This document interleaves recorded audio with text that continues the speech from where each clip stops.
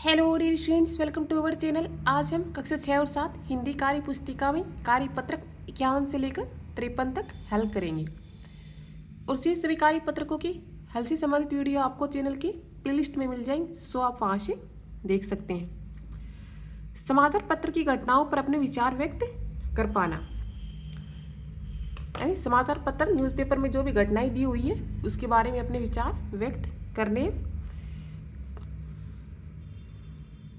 Question number first, समाचार का मुख्य विषय क्या है? तो समाचार का मुख्य विषय क्या होता है? ऑनलाइन प्रश्न पत्र भेजने का, यानी कि यहाँ पे दिया हुआ है कि अब ऑनलाइन भेजे जाएंगे प्रश्न पत्र।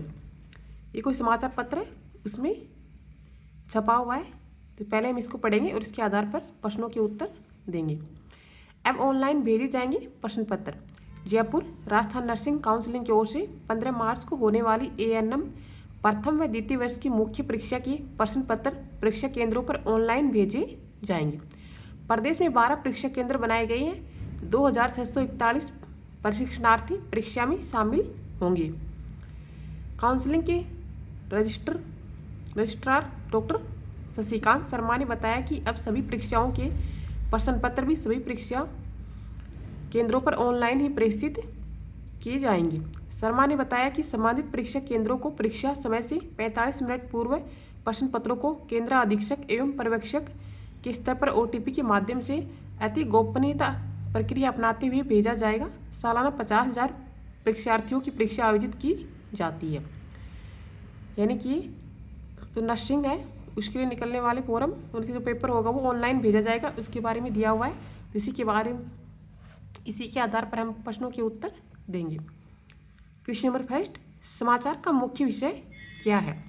तो समाचार का मुख्य विषय क्या है कि ऑनलाइन प्रश्न पत्र भेजने का है। क्वेश्चन नंबर 2, ऑनलाइन प्रश्न पत्र किस परीक्षा हेतु भेजे जाएंगे? तो कौन सी परीक्षा के लिए भेजे जाएंगे ऑनलाइन? ANM प्रथम व द्वितीय वर्ष की मुख्य परीक्षा की ANM प्रथम व द्वितीय वर्ष की मुख्य परीक्षा के प्रश्न पत्र हैं वो ऑनलाइन भेजे जाएंगे। क्वेश्चन नंबर 3, क्या प्रश्न पत्र को गोपनीयता रखा जाना जरूरी है? कारण सहित लिखिए। हाँ, क्योंकि गोपनीयता से योग्य विद्यार्थियों का चयन होता है। क्वेश्चन नंबर 4, ऑनलाइन प्रश्न पत्र भेजने से क्या अर्थ है? तो कंप्यूटर पर OTP के माध्यम से डिजिटल प्रश्न पत्र भेजना। क्वेश्चन नंबर 5, विद्यालय से जुड़े समाचारों के शीर्षकों के नीचे दिए गए स्थान पर लिखिए। इन समाचारों पर शिक्षक के साथ चर्चा करें। तो विद्यालय में डिजिटल माध्यम से अध्यापन कार्य करवाया जाए। क्वेश्चन नंबर 6, स्कूल की भित्ति पत्रिका के लिए गांव या मोहल्ले से जुड़ा एक समाचार बनाइए एवं इसे भित्ति पत्रिका पर लगाइए। तो ग्रामीण ओलंपिक खेलकूद प्रतियोगिता दिनांक 10/2/25 से 15/2/25 तक और सभी आयु वर्ग के लिए, यानी कि 10/2/2025 से 15/2/2025 15 फरवरी 2025 तक आयोजित करवाई जाएगी और सभी आयु वर्ग के लिए ग्रामीण ओलंपिक खेलकूद प्रतियोगिता। हमारे कार्यपत्रक 51 का सॉल्यूशन कंप्लीट हुआ। डियर स्टूडेंट्स, अब हम कार्यपत्रक 52 हल करेंगे।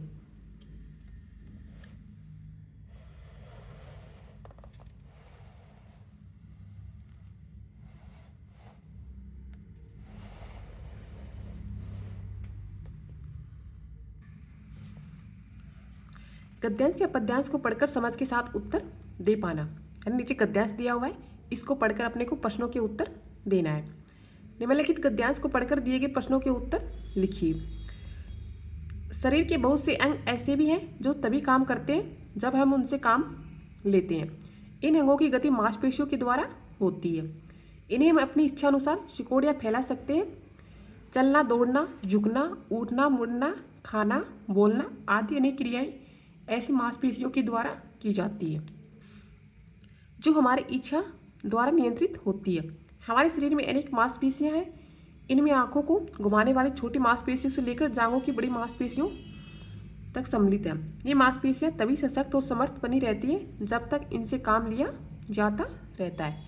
यानी हमारी जो मांसपेशियां हैं उनके बारे में दिया हुआ है।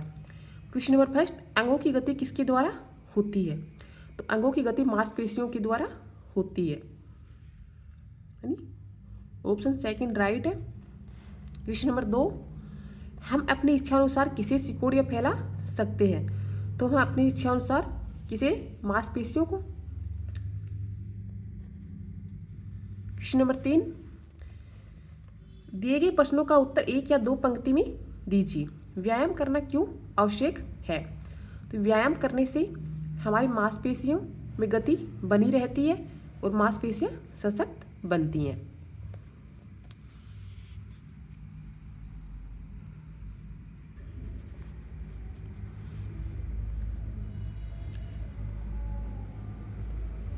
क्वेश्चन नंबर 6, क्या हमें योगासन भी करना चाहिए? लिखिए। तो हाँ, हमें योगासन करना चाहिए। योगासन से मन एकाग्र होता है, शरीर में ऊर्जा का संचार होता है, वह शरीर चुस्त व स्वस्थ रहता है।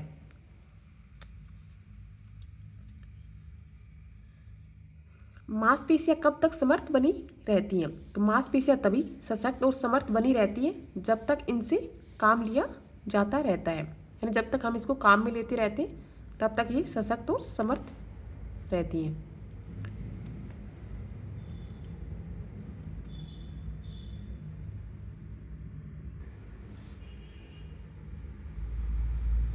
क्वेश्चन नंबर 4, वाक्यों में से विशेषण सब छाट कर लिखिए। यानी विशेषण सब छाट करके लिखना है। तो विशेषण क्या होता है? जो संज्ञा और सर्वनाम की विशेषता बताने वाले जो शब्द है उनको क्या कहते हैं? विशेषण। मुझे सफ़ेद घोड़ा अच्छा लगता है। तो इसमें घोड़ा की क्या विशेषता? घोड़ा कैसा है? सफ़ेद। तो सफ़ेद होगा विशेषण। हलवाई ने 10 किलो लड्डू बनाए। तो कितने लड्डू बनाए हलवाई ने? 10 किलो, यानी लड्डू के बारे में बता रहे हैं। पिताजी कुछ खिलौने लेकर आए। तो खिलौने कितने लेके आए? कुछ। तो कुछ होगा विशेषण। मुझे लाल गुलाब पसंद है। तो कैसा गुलाब पसंद है? लाल। तो लाल यहाँ पे विशेषण है। दिवाली के मेले में बहुत भीड़ थी। तो भीड़ कैसी थी? बहुत। यह भीड़ की विशेषता बता रहे हैं। डियर स्टूडेंट्स, हमारे कार्यपत्रक 52 का सॉल्यूशन कंप्लीट हुआ। अब हम कार्यपत्रक 53 हल करेंगे।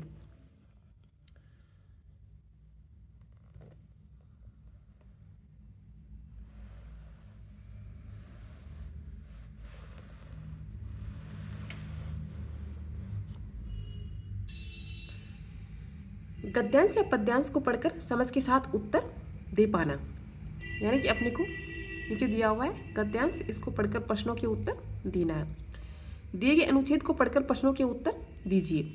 आइए आपको ले चलते हैं झीलों की नगरी उदयपुर में। उदयपुर शहर में हमें संगमरमर के महल तथा पहाड़ों की एक कतार के साथ झीलें ही झीलें दिखाई देती है, इसलिए इसे झीलों की नगरी कहा जाता है। यहाँ की फतेह सागर झील, सहेलियों की बाड़ी तथा पिछोला झील आकर्षण का प्रमुख केंद्र है। पिछोला झील के बारे में कहा जाता है कि महाराणा लाखा ने इस झील का निर्माण एक बंजारे द्वारा करवाया था। महाराजा उदय सिंह ने सन 1559 में उदयपुर शहर को बसाया था। मोती मगरी पर महाराणा प्रताप की मूर्ति है। इसके आसपास सुंदर बगीचे हैं। राजस्थान का यह खूबसूरत शहर देश विदेश से आने वाले सैलानियों के लिए खूबसूरत पर्यटन स्थल है।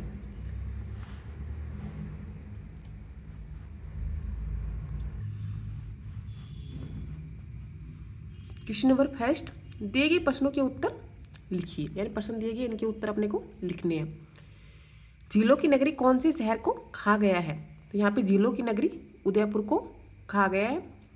उदयपुर के प्रसिद्ध दर्शनीय स्थानों के नाम लिखिए। तो उदयपुर के प्रसिद्ध दर्शनीय स्थल कौन कौन से? फतेह सागर झील, सहेलियों की बाड़ी तथा पिछोला झील इत्यादि। उदयपुर शहर किसने बसाया और कब? तो उदयपुर शहर को महाराजा उदय सिंह ने सन 1559 में उदयपुर शहर को बसाया था।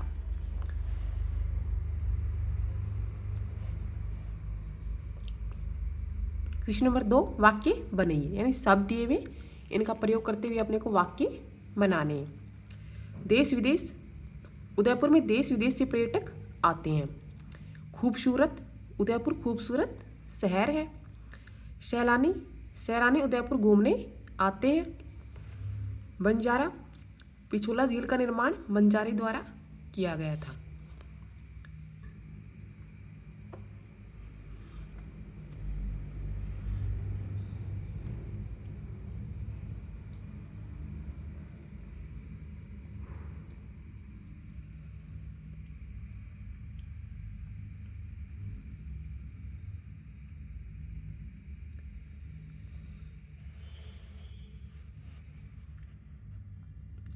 क्वेश्चन नंबर 3, पिछोला झील किसने बनवाई थी?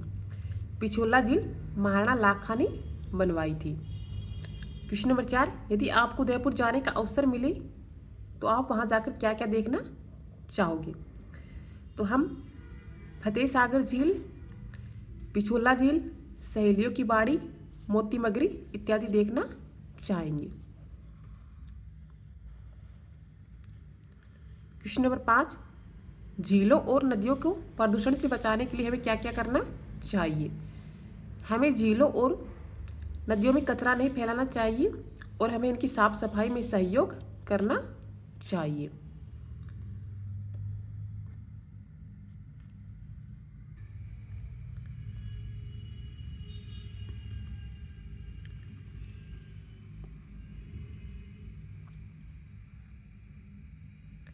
डियर स्टूडेंट्स, यदि आपको वीडियो अच्छा लगे तो like share and subscribe this channel.